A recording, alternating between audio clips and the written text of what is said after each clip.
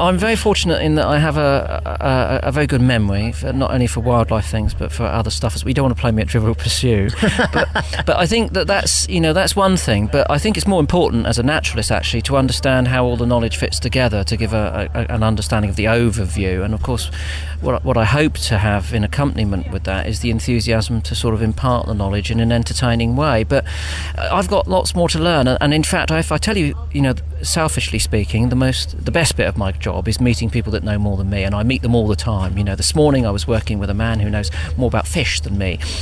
Yesterday I was working with a man who knows more about sparrowhawks than me. And you meet these people, and I've got enough knowledge to get started, and so they know they're talking to someone who's keen, and then I can just try and soak up more. So yes, sometimes it's not always the animal that's the best bit. It's the person that's telling me about it. I don't think the BBC executives are listening, but I get the impression you'd pay them to do this job. I'm one of the luckiest blokes on earth. I grew up as a kid, looking at stuff under the covers of my bed. Pictures of birds, pictures from my animal encyclopedias. I never dared dream that I'd get to meet these. Hang on a minute, there's trouble arrived. What are you talking about? What pictures did you have under your bed? Well, I had these tea cards, and I used to look at these tea cards of birds of the world, and I never dreamed that I'd get to see them in real life. And I still sometimes, well, not sometimes, but relatively, regularly have to pinch myself and think, you lucky blighter. You see, I have pictures under my bed, but they're of you, Kate. You know how to charm a girl. How are you doing? You've just done a great show. It was fantastic, no mistakes. You didn't fall off the air. You knew what you were saying. Marvellous. Well, that's what you think, but I couldn't possibly comment. It was a good show tonight, and I mean, to be honest, and I don't want to sound disingenuous here, but the thing about Springwatch is that it's kind of nothing to do with me or Chris or Martin or Simon. It's all to do with the wildlife, and it's done us proud as ever. It does marvellous things for us every year, and every year we think, oh goodness, is our luck going to run out? Are we just not going to have anything? Are we going to turn up, particularly this year when it's quite late start, 31st of May, you think, crikey, is everything going to have fledged? Are we going to have anything to show at all? Don't speak too soon, because it's going to absolutely pour down in a minute. It'll be washed away by tomorrow. We have only done just a week, so it could all go horribly wrong by next week. But yeah, it's just a joy to do. And every night we sit down at kind of 5 to 8 and go, right, what's going to happen? And we really don't know. We have a plan, but most of the time... other thing, and again, well, I know this is going to sound creepy and cheesy and everything else, but the team, we've got an amazing team of people here. They've got a huge amount of energy for this, and they work tremendously hard. Every single person. When I came to the programme last year, my greatest fear wasn't working with Kate, because her reputation had preceded her. It was that perhaps the team had maybe gone off the boil a bit because they'd done 4 or 5 shows, but it's nothing like that. And he's only saying this because we are about to go to the pub and he doesn't want to get around him. It's true. Honestly, there's so much energy for it, and so much, everyone wants to give their absolute best. It's a real pleasure to work with these people. I think it's a respect thing as well. Everybody knows you know what you're talking about, and that's so important, because this show wouldn't work if you were faking it.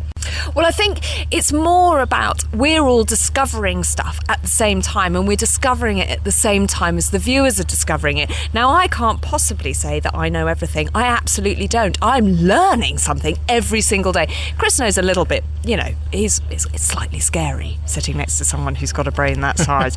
But we won't make him any more big-headed. But no, I mean, I think that is the joy, as I say, of Springwatch. It's always unexpected. There's always something to learn, even if you've been, watching wildlife for as long as we both have. And, Chris has been sort of keeping things in tanks in his bedroom since he was, 3, horrifying his mum with kind of, beetles that disembowel black... The caravan in a series of boxes. I'm not joking. Honestly, that caravan it's like the caravan of death. And you should see my skull collection.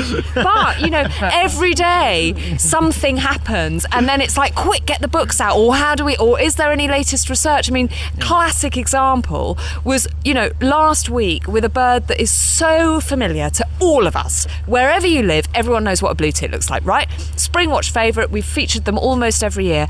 And last week we saw that this adult blue tit was bringing into a box some bits of vegetation. We're like, what's all that about? And it was bringing in mint. And so, Chris goes away, digs out some, really weird, obscure... French scientific... No, Italian was the bitterns. It's a French scientific scientific paper where these people have been studying, what the mint was in there for. Turns out it was for reducing the bacteriological fauna living on the skin of the chicks. And they've done all sorts of research which proves that mint in the nest leads to a higher fledgling rate. And we just thought it was to make their breath fresh. So, you really do learn something every single week. That's the best bit. I think the most staggering thing today I've learned is that there is no script. I mean, that's literally you just making it up as you go along. Are there ever moments where you think, what am I meant to say next? Yeah, there are moments that have happened quite frequently when we get completely carried away about one thing and then go, damn, what were we supposed to? But actually we just say that. It is live telly and it is experiential telly, if that makes it. I don't know, I'm sure that's a word, but I know what I mean. We're all experiencing it together. And frankly, if we get carried away and kind of forget something, it's not the end of the world. When we sit down, we have our cards, where we write down notes of roughly what the programme order is. And sometimes we go way off piste and you can hear the producers in our ear going, oh my goodness, where are they going? But that's part of the fun. And show. It's not a programme and it's not a lecture.